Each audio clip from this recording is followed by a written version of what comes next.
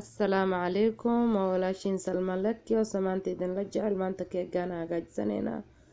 بركاس iyo waxa laga hagaajiyay saddexdan xabo oo kunta sokorta yarta waa baking powder iyo cusbo meeshaas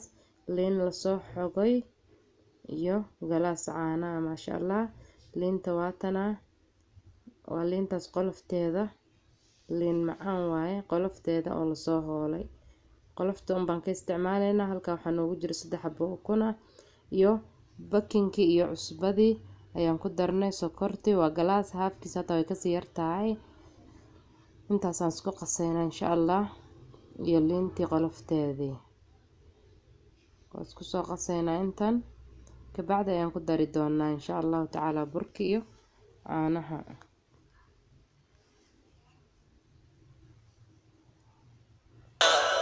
صومالي وأفتخر وحنيني سيستمر وبلادي ستزدهر صومالي وأفتخر صومالي وأفتخر وحنيني سيستمر وبلادي ستزدهر صومالي وأفتخر صومالي وأفتخر وحنيني سيستمر وبلادي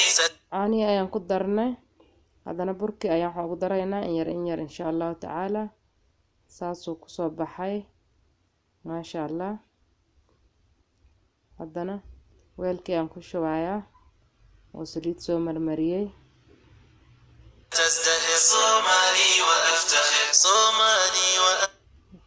ovenkaan gelinay ma sha Allah saano inoogu soo baxay waa keegi lemon cake ma sha Allah haddana waa jaraynaa astusna gudaha soo uga soo baxay walaalayaal waa ka ma sha Allah orange waaye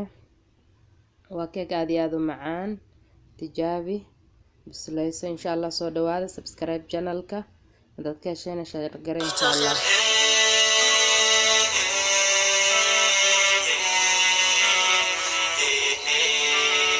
مقديشو هي القمر هرقيسة هي الأغر كسمايو